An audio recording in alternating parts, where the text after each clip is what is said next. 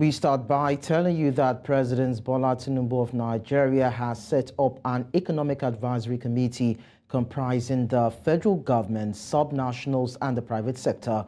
The president announced the setting up of the committee after he held a meeting with some key stakeholders at the State House in Abuja on Sunday evening.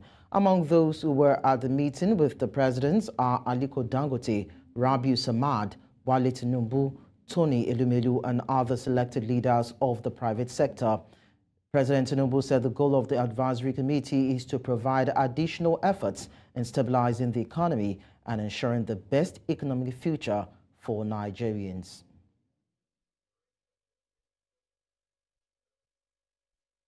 In the meantime, Qatar has announced it will indeed host the Business and Investment Forum proposed by the Nigerian President Bola Tinubu during his upcoming visits to the Arab nation. This surprising turn of events comes after Qatar initially declined to host the forum, citing scheduling conflicts with its Minister of Commerce and Industry, Mohammed Bin Hamad Al-Thani. However, in a surprising development, the Qatari Embassy has officially announced the rescheduling of the Business and Investment Forum to coincide with President Tinubu's visit. Despite earlier reports suggesting a disagreement between Qatar and Nigeria over the forum, a leaked memo reveals that Qatar's Ministry of Commerce and Industry has extended apologies for the rejection and confirmed the event's rescheduling. Joining us on the news is Ambrose Idoke, an international affairs analyst, and he will be discussing this more with us. Thank you so much for joining us on the news. Thank you. Good evening. So this meeting with Qatar includes bilateral discussions at the highest level across strategic, diplomatic, and economic issues. What do these two countries stand to benefit from each other? Well, if not the way we run our country as Nigeria, I don't see any reason why Nigeria will be the one going to Qatar, begging Qatar to have a meeting with our president. It's just where we have placed ourselves as a country, the giant of Africa, going to a country. Qatar is just over 2 million, 2.3 million in population. Nigeria is over 220 million population. So Qatar is like 1% of Nigeria's population. And then when we talk about the GDP of Qatar, it's so far higher than that of Nigeria. GDP per capita in Qatar is $85,300, while that of Nigeria is $4,900. What we use as the statistics of 2020. You can see that the disproportionate GDP, net economic growth in Qatar. That Qatar has achieved an urbanization rate of 99%, almost 100%, while Nigeria, we are still at basically 50%. So you can see they're ahead of us in terms of urbanization, in terms of economic metrics and other indices of development. But in size, in natural resources, in whatever we have as a country, we are so far, far bigger than Qatar. Because we have not played our politics well, we can see a small Qatar, having, just issuing a memo that they cannot receive our president in a sideline of the economic summit. Because maybe they have looked at it, there's nothing Nigeria has to offer them in terms of economic investment summit. What does Nigeria have to offer Qatar? And so that is why this, and I think in a bid to save face and to do some diplomatic decorum, they had to, just allow that to happen. But I think they have looked at it. There's nothing Nigeria has to offer them in terms of, exchange of economic indicators. Okay, so you said that Nigeria has nothing to offer rather. So what about the population? What about the size of course, you talked about our economy and the GDP that is not really encouraging. But then when you look at our population, when you look at the quality of the brains that we churn out, don't you think that that might just be exportable, a change or an exchange rather of ideas, knowledge and human resource? Don't you think that can be something that Nigeria can offer to Qatar and of course that country can benefit from? Nigerians leave Nigeria because of hunger. Nigerians leave Nigeria because of poor wages. Professionals leave Nigeria because of poor remuneration, because of poor welfare packages, because of lack of infrastructure, because of poverty. And that is why even communities come together to sponsor an individual. For example, you look around now, most of our children studying nursing, they just want to finish and get registered and get out. So people are even looking at it as get out of this country as a way of economic prosperity. Serious countries don't do that. Serious countries welcome people to their place because people want to come. People only go to where the economy is booming. So for your citizen to leave your country, and it's not because of commerce or because of you are exporting human resources in the name of human resources, just like what India is doing. India is exporting ICT all over the world, and that is what we call exportation of resources. What most Nigerians don't want to go. They love their country. They want to stay behind because we have the capacity. But because we are not taking care of our people are living purely because of hardship. Look at the migration of our doctors. So is that what we call exporting human resources? That is not exporting. People are living their own volition.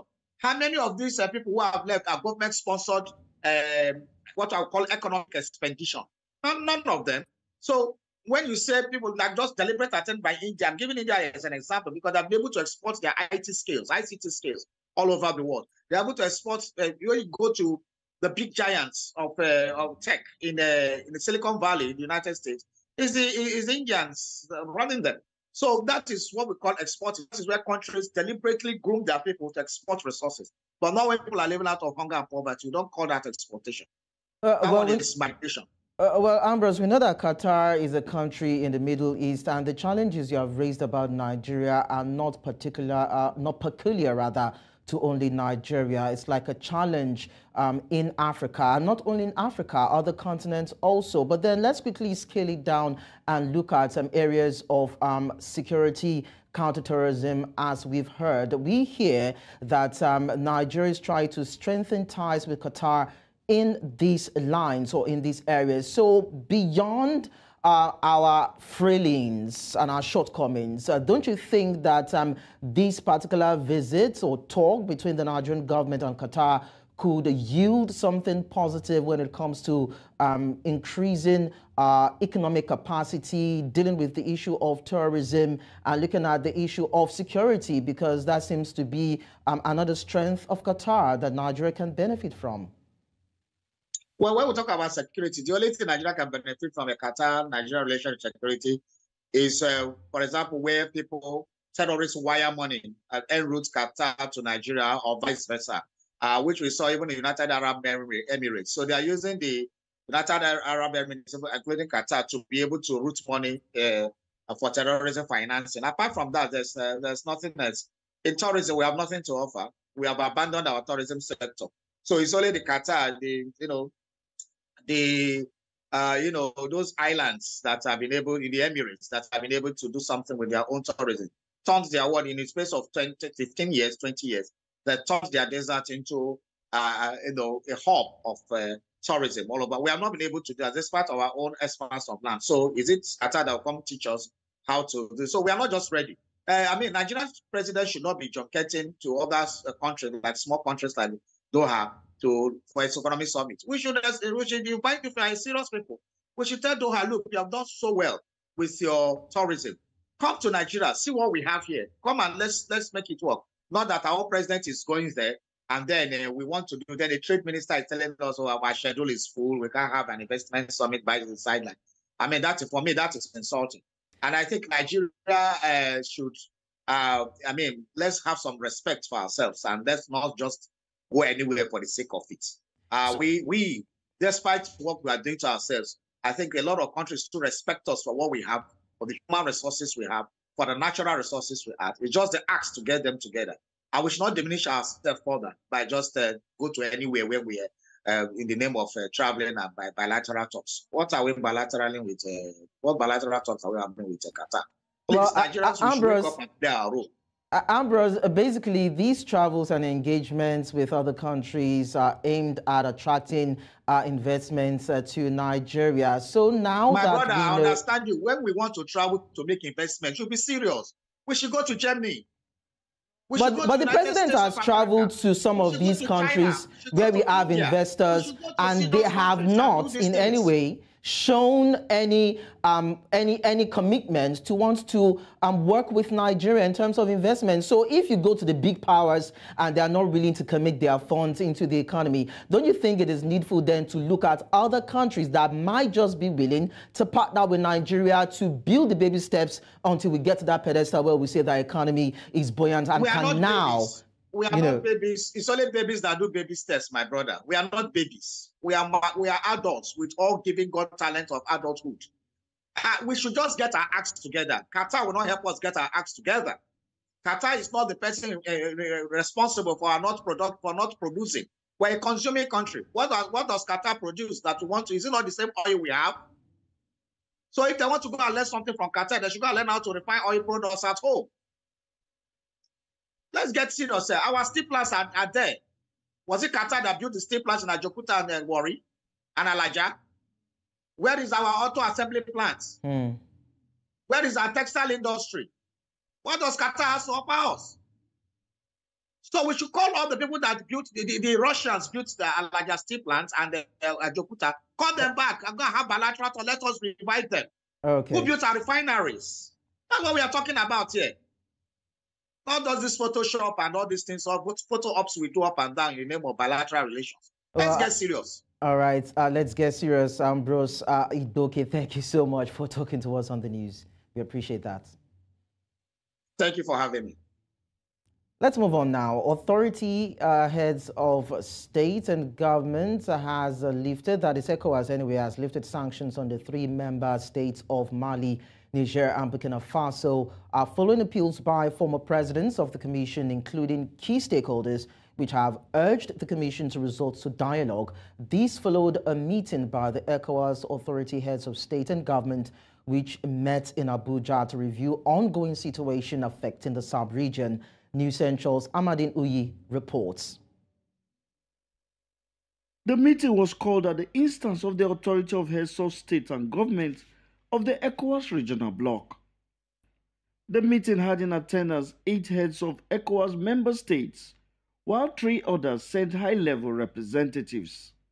This extraordinary summit was convened at a critical juncture that demands our focused attention on regional issues.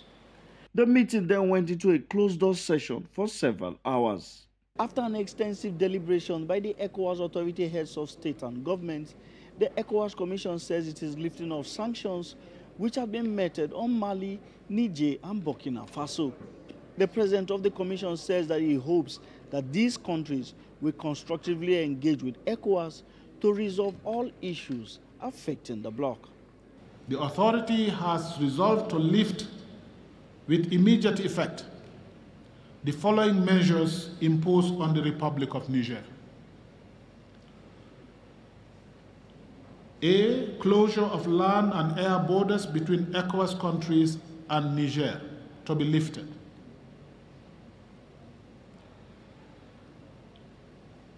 No-fly zone of all commercial flights to and from Niger is to be lifted. Suspension of all commercial and financial transactions between ECOWAS member states and Niger is to be lifted. Freezing of all service transactions, including utility services, is to be lifted. Freezing of assets of the Republic of Niger in ECOWAS central banks is to be lifted. Freezing of assets of Niger state and the state enterprises and parastatals in commercial banks is to be lifted. Suspension of Niger from all financial assistance and transactions with all financial institutions, particularly EBRD and BRID, is to be lifted. Travel ban on the government officials and their family members is also to be lifted. The ECOWAS Commission, however, urged the government of Niger to ensure the speedy release of its detained president Mohammed Bazoum. In Abuja for News Central, I am Amadine Uyi. In the meantime, a former member of the Ghanaian and ECOWAS Parliament, Frederick Opare Ansah, has thrown his weight behind the decision of the ECOWAS authority heads of state and government to suspend sanctions imposed on the three states of Niger, Mali, and Burkina Faso. Ansah, while speaking from Accra, Ghana, called for constructive dialogue with the leaders of the states, saying ECOWAS must work towards uniting the region and shun acts aimed at creating divisions. He says member states share the same family, cultural, and historic ties despite borders created by past colonial administrations. Now we are in the midst of a crisis as a community, and it's important to let cool heads prevail. It's clear from what we are seeing that if the two sides, as ECOWAS on one side and this tripartite group on the other side, decide that they are sticking by their position, then clearly ECOWAS as we know it will have to redraw its map because it will have to exclude these. Many thanks for being there. We now tell you that the former Vice President of Nigeria, Atiku Abubakar, has asked President Bola Tinubu to take lessons from Argentina's Javier Milei's reforms. Atiku said Argentina and Nigeria closed the last quarter of year 2023 on a similar path of economic downturn, adding that both leaders inherited a disoriented economy, but both applied different measures to recovery. The former vice president said what Milei did to return his country to a place where investors are starting to believe should serve as a lesson to Nigeria's Bola Tinubu. Economic activity in December fell to 3.1% from November, according to government data published on Thursday, a drop not seen since April 2020. At this point, joining us on the news is Dr. Otive Iduzo, who is a policy analyst, and he will be talking to us more on this. Thank you so much, Dr. Iduzo, for joining us on the news. Thank you very much. It's my pleasure. So comparing President Javier Milei of Argentina's economic reforms with that of President Bola Tinubu, what were the fundamental differences in the policies that you noticed? I think that if you look at President Javier Milei and you look at President Tinubu, one of the first things you notice is that they are from different ideological schools. President Javier belongs to the far right, and that is why in his policies, he has privatized nearly 40 state-owned enterprises. And in any case, in Nigeria, there are no state enterprises to privatize, except maybe NNPC, which the presidential candidate of PDP promised to privatize if was elected. Then the second thing, so when you look at Tinubu, the philosophy of the All Progressive Congress is social democracy, which is a little bit to the left. So it's not possible to prescribe the same policies for both President Javier Milei and President Tinubu. And if you look at the substance, that is the challenge of criticism in Nigeria and the danger of single story or the danger of monocausality. In the world today, we are living in a fertile world where there's a lot of volatility, there is uncertainty, there is complexity, there is ambiguity, there is diversity, there is disruption, and there is digitalization. So if you look carefully at Javier's policies in terms of cutting government expenditure, blocking leakage of government funds, attracting foreign direct investments, promoting ease of doing business. All of these are part of Tinubu's economic policies. The only difference will be probably the cabinet size and the privatization of companies. But like I said earlier, there are even no private companies in Nigeria privatized. We are all acknowledged in Nigeria. So far, Tinubu's policies have brought a lot of economic action to the citizens, and there is therefore the need to respond immediately to cushion the effect of these policies, which the government has not done well in that respect.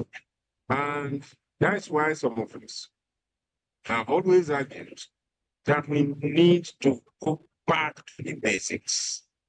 You know, you can't run a modern economy without accurate data, without census data, without solving the problem of identity, without knowing, having a credible social register of the poor, so that when there is targeted palliatives, it can go to the poor. So for me, I think that what the Tinubu administration should put a lot of emphasis on is what I call going back to the basics. Okay, Dr. Egbuzo, talking about going back to the basics, let's quickly look at what the former vice president of the country talked about. Now, he outlined his Recover Nigeria plan, which included improving spending efficiency, blocking leakages, saving money through MDA financial contribution and evaluation. I also talked about moderating recurrent expenditure and also monitoring government procurement processes. So, in the light of all you've said, can all these be achieved within the Nigerian context and culture? If you look at the first executive council retreat that this administration, Tinubu administration, did, all those things you talked about were outlined in their communique. The challenge we have in Nigeria is not in listing those issues, because those issues are very clear. In fact, it's what we say is visible to the blind and audible to the deaf. The challenge has been the execution capacity, the ability to translate those ideas and policies into action. The challenge is the question of ethical reorientation, that the bureaucracy take these things seriously. The challenge is the one of public sector capacity to deliver on this issue. That's why I said earlier that what we need to do to deal with these recurrent problems in Nigeria is to go back to the basics. Okay. We need to be clear. When we go back to the basics, the policies on the face value of the administration can deal with the issues that we are facing. But there is the challenge of implementation. Okay. There is the challenge of capacity. Well, there is the challenge of even whether those people implementing believe in it and they are doing it, you know, effectively, or whether with any policy, people are looking for ways. Okay, so Dr. Egbuzo, basically it's all about Dr. Egbuzo, basically it's all about having self-conviction and the political will, the sheer will to deliver or to execute these laudable policies that the government has on ground. Thank you so much for your... Yes, we might not be able to accommodate more, but then we have taken note of your points, very vital. Thank you so much for talking to us anyway. You're welcome. Let's move on now. The Nigeria Labour Congress says there is no going back on its planned 2 days nationwide protests over the economic hardship in the country. The NLC says this is even as it has uncovered plans by agents of government to cause violence against its members during the protests. In a statement signed by its national president, Joe Ajaero, the Labour Union warned that any attack on its members in the course of their protest will lead to a total withdrawal of workers' services across the country. While insisting on the rights of the citizens to peaceful protests, Ajaero urged the government to come up with ways to address the pains of Nigerians. Now, following the current economic hardship in Nigeria, a coalition of over 80 civil society organizations has called for constructive engagement as the only solution rather than destructive tendencies. The group, under the aegis of Lagos People's Assembly, says while it recognizes the right of the labor unions to embark on protest or strike, the trauma of the 2020 EndSARS protests with its damage to limbs, destruction of lives and public, including private properties, still haunts till today. The coalition says it will help monitor the various social intervention programs recently announced by the Lagos State government to ensure they are judiciously executed for the benefit of the people, and will also provide regular independent reports to the Lagos State government as its own contribution. That if government is unable to meet with its terms and conditions, as we stated there, we are people who believe that anybody or institution's word should be so abhorrent.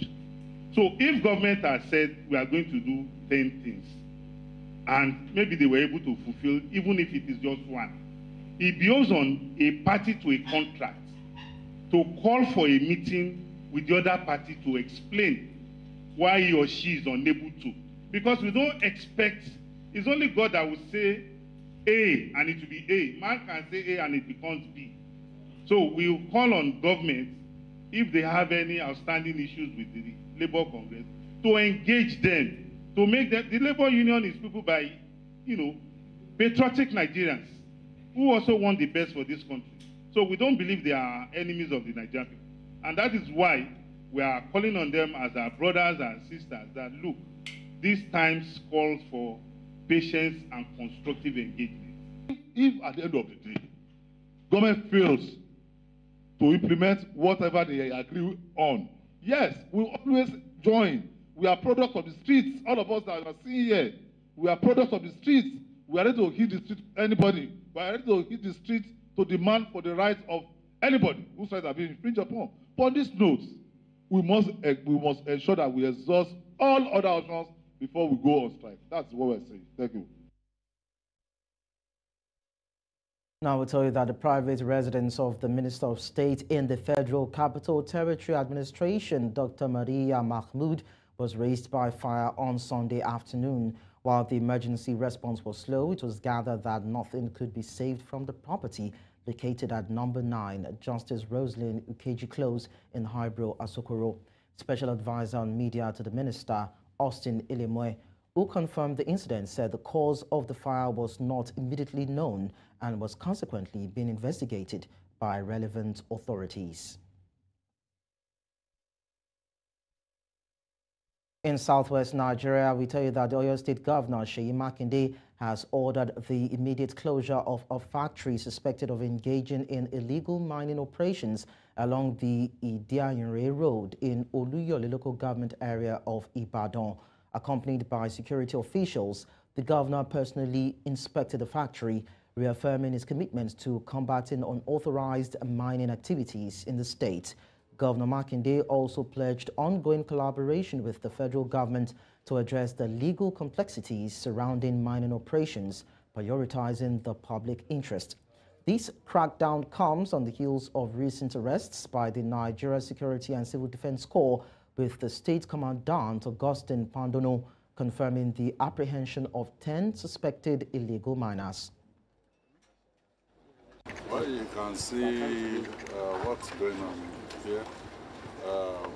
Still the same problem, illegal mining activities, and the folks are even getting bolder and bolder. This place, according to records available to us, was meant to be a yard for recycled tires and batteries.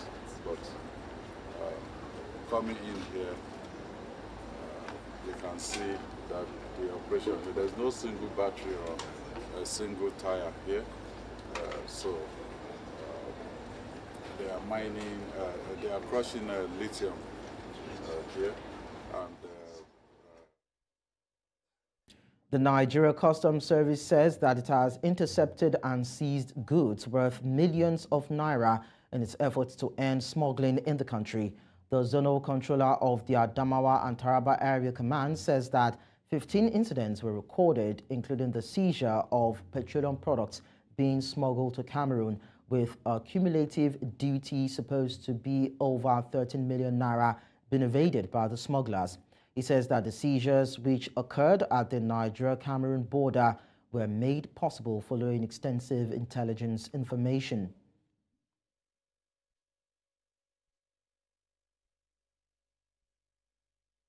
The command, in the period under review, had recorded 15 incidents of seizures of assorted items with cumulative duty paid value of 13,352,100 naira and 0 kobo only.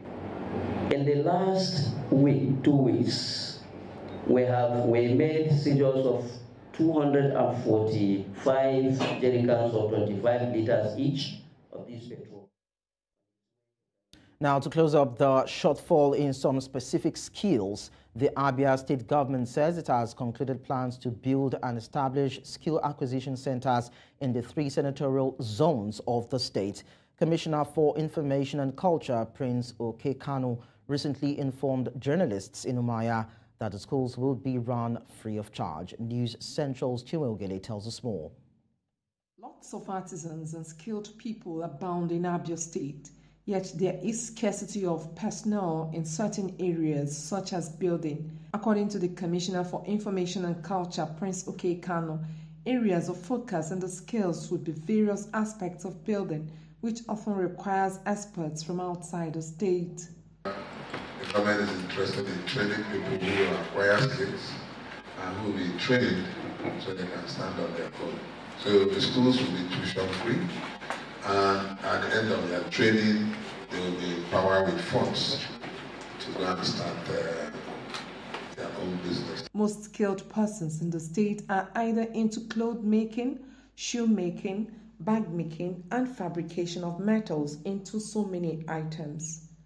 When completed, the centers will be made residential for their participants and would be a yearly program for specified number of persons for each session. Skills like solar power assembly and installation, POP designing and installation, painting, masonry, tiling, and the like.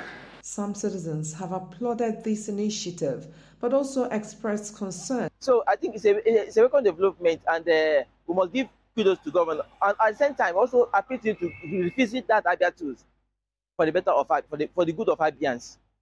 The people are hopeful that the skill acquisition centers will surely serve the needs of those who desire such and would equip those who assess them financially and otherwise. And many are unemployed in the streets. That to even start giving them job, I don't think Nigeria can even give all the unemployed youths in the streets now. So we just need to at least have 1 or 2 skills which we can use to be helping ourselves till when the country gets better. Who wants to learn skills, who will like to acquire the skills, but they don't have what it takes. So opening up a free skill acquisition center is very nice. Good. It's a very good thing. It will attract the interesting youth. Not all youth, those that are interested in that acquiring skills. We have the opportunity to meet to get their target in life. I mean, the aspiration. Maybe in the future, Abia State will begin to export such artisans to other states and even outside the country as a way of improving individual finances and growing the state's gross domestic product periodically. In Umuahia for News Central, Chinwe Ugeli. And away from Nigeria, we tell you that at least 15 civilians were killed and 2 others injured during a terrorist attack on a Catholic church during Sunday Mass in northern Burkina Faso.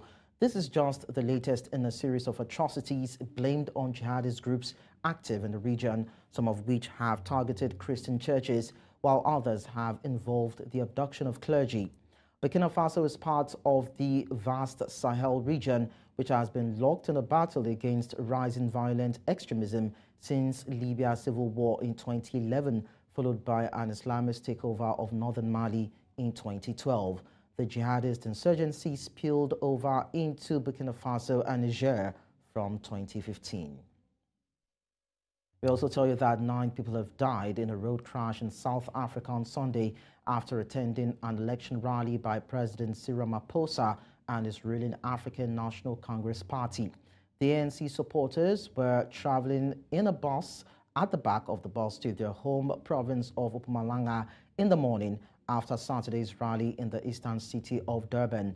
The bus is said to have left the road and overturned, the police said. Emergency services said 17 people were hurt in the crash near the small town of Paul Petersburg, around 360 kilometers north of Durban.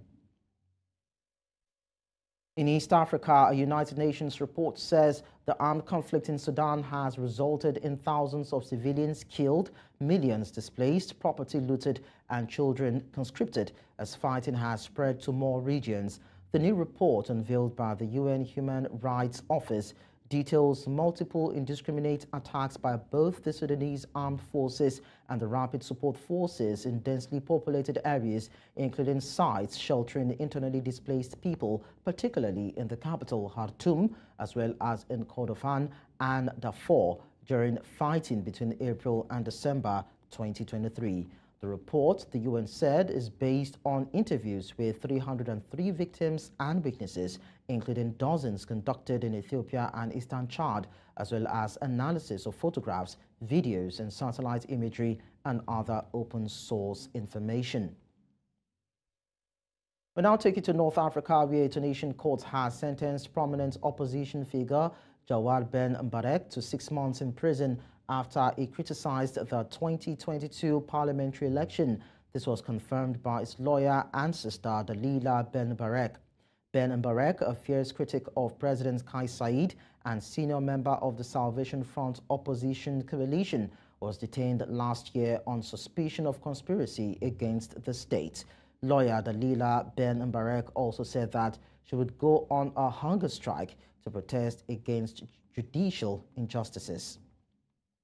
And that's all at this hour. But before we go, we take another look at some of our major stories. We told you that President Tinubu sets up Economic Advisory Committee. And despite pleas, Nigeria Labour Congress says no going back on its 2-day nationwide protests as police authorities in Lagos warn it would not tolerate any disruptions in the state. Finally, we told you that 15 were killed in Sunday Mass at a Catholic church in northern Burkina Faso. You can send your eyewitness report to the WhatsApp number on your screen. And you can also follow us on social media. We are at News Central TV. You can watch News Central live on DSTV, channel 422, Star Times, channel 274, Avo TV, and YouTube. Many thanks for watching. I am Lekon Onobanjo.